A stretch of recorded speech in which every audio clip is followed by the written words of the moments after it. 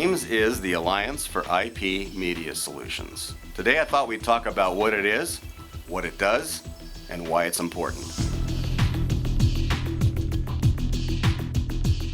The main focus behind AIMS was uncompressed video over IP, also studio video over IP, all uncompressed video.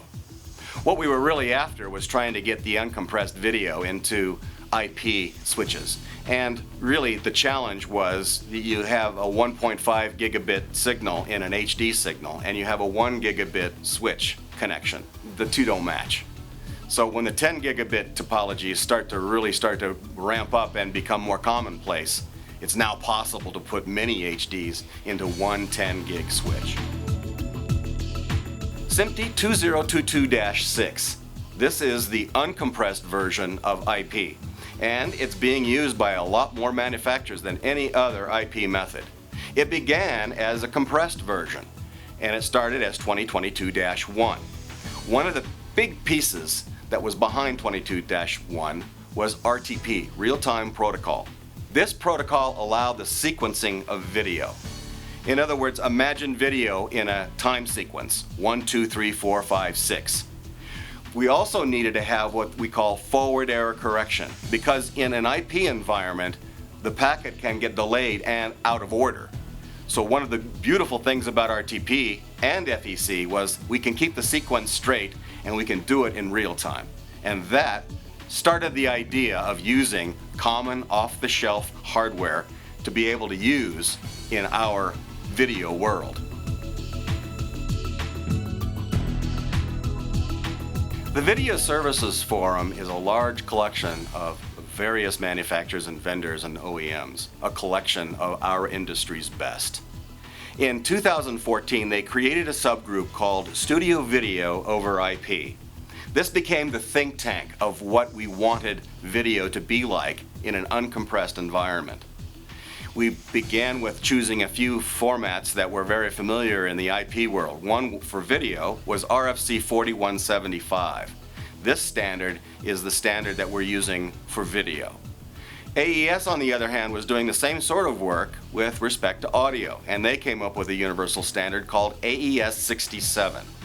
Now we need a means to time these two together, to synchronize them. And SMPTE already had this one in, and it was called SMPTE 2059, and we use that for timing, much like we use Genlock today. The last one, and not least, is the ancillary data, also known as SMPTE ST291. These four pieces make up all four different streams so that users can use them independently or collectively.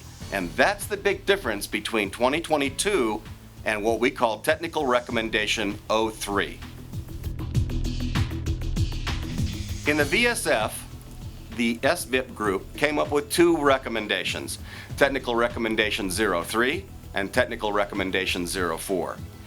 The key difference between 2022 and TR03-04 is it allows for separate streams, separate video, separate audio, and the users decide without the need for it embedded. The idea behind SVIP group is SDI is the king. The reason I say it was the king is because we've grown and loved this guy for a long, long time. Because coax was so easy to move around, we never thought twice about interoperability. You could plug it into a monitor, you could plug it into a tape deck, you could plug it into a switcher, and you always knew what you could get. The standards that drove those were SMPTE 259M for standard definition, 292M for high definition, and when we brought in the ability to add audio to it, we introduced SMPTE 274M. The idea is, can we make IP equal SDI? And the answer is, yes, we can. And we did it with the implementer, AIMS.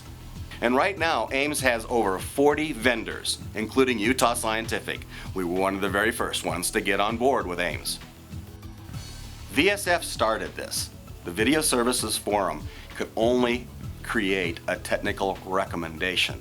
They cannot write a standard. It's not their function. This was the function of a SMPTE committee, and AIMS intends to implement that. So there's three basic pieces to this. VSF, who comes up with TR03, AIMS, the implementer, and SMPTE, the actual standards detail of the actual standard that we're writing. And that SMPTE standard will be known as SMPTE 2110.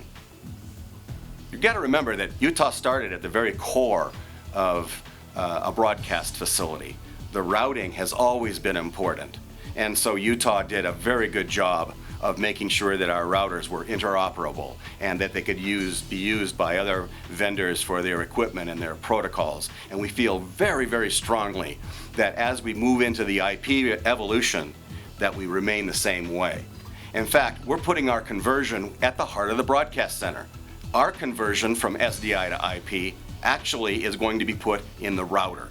We think this is a very revolutionary idea. So if you're a Utah user, relax. We got you covered.